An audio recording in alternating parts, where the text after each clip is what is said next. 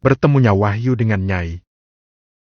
Dikala bulan purnama bersinar dengan sangat terang, ditemani taburan bintang yang indah di sekitarnya, malam bertepatan dengan malam Jumat Legi pertengahan awal Juni tahun 2015. Di sebuah pinggiran sungai terlihat beberapa asap dupa mengebul, memberikan bau harum dupa yang khas di pinggiran sungai tersebut. Meskipun pinggiran sungai itu sangat gelap, namun bukan berarti pinggiran sungai itu sepi. Bahkan bisa dibilang banyak orang yang silih berganti datang dan mandi pada malam hari. Alhasil pinggiran sungai tersebut sedikit tersinari dengan beberapa sorotan lampu senter orang-orang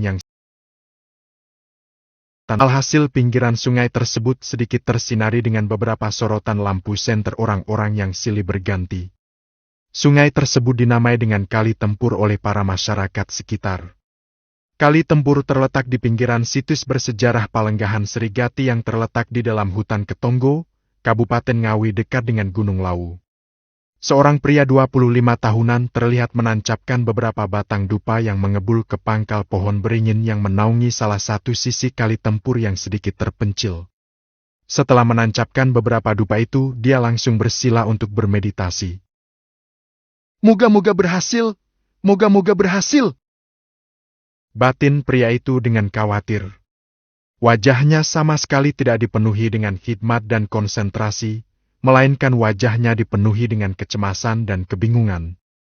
Perutnya juga terlihat beberapa kali berbunyi, menandakan dia belum makan pada malam hari itu.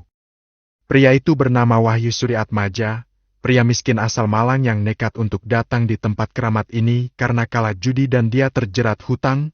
Meskipun dia telah menggadaikan rumahnya yang ada di Malang, namun uang gadaian itu masih belum mampu untuk melunasi hutangnya.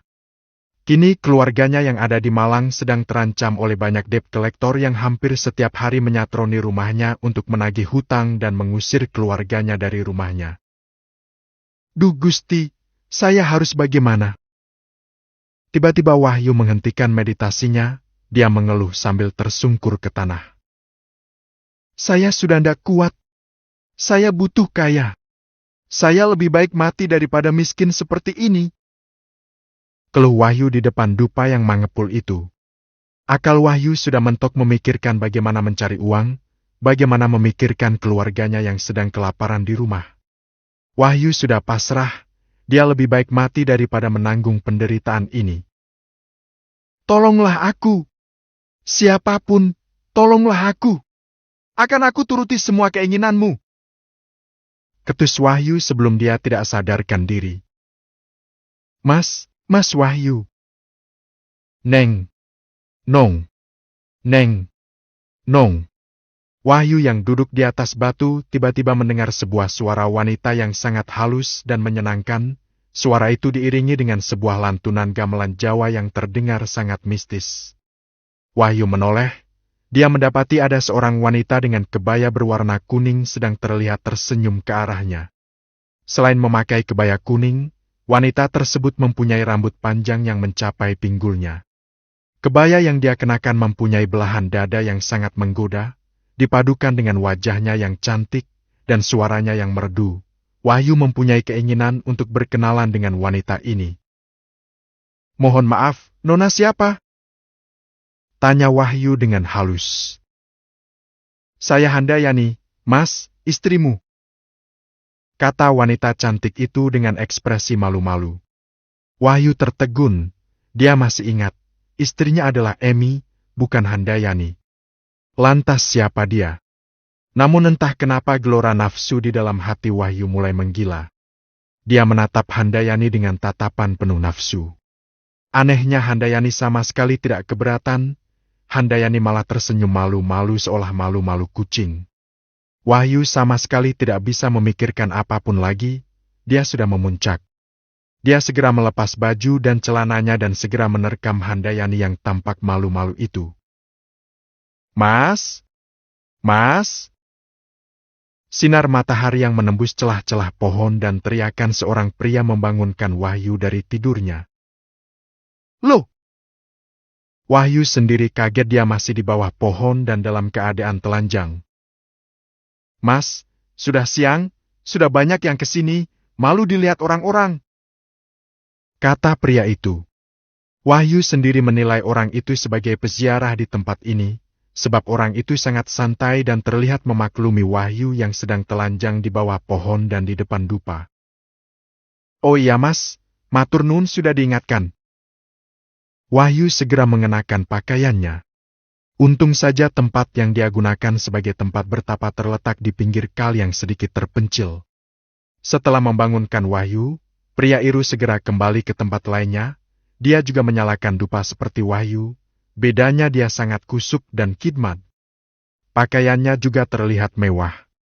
Wahyu segera faham bahwa dia adalah peziarah yang sudah berhasil.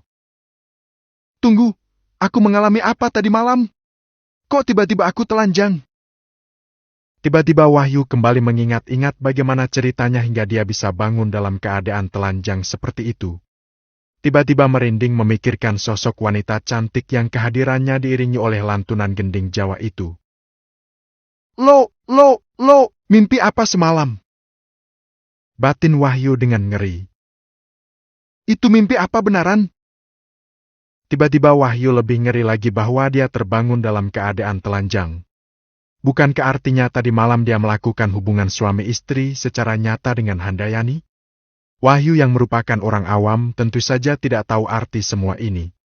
Dia memilih untuk mencuci mukanya untuk pergi ke atas. Pikirannya yang sudah dipenuhi dengan beban, ketambahan beban lagi akibat kejadian mistis yang dialaminya. Kali tempur merupakan kali yang cukup dalam, sehingga untuk mencapai atas sungai Wahyu harus memanjat di tangga yang cukup panjang. Sesampainya di atas dia langsung tiba di kompleks utama Palenggahan Srigati. Di sana ada beberapa bangunan-bangunan yang dibangun sebagai tempat keramat. Karena banyak sekali peziarah yang datang kemari dengan berbagai tujuan membuat tempat ini menjadi ramai, alhasil banyak warga sekitar yang mendirikan warung-warung di tempat ini. Selain menjadi tempat untuk berziarah dan pesugihan, tempat ini juga dikenal sebagai tempat pelarian orang dengan berbagai masalah. Contohnya saja Wahyu itu.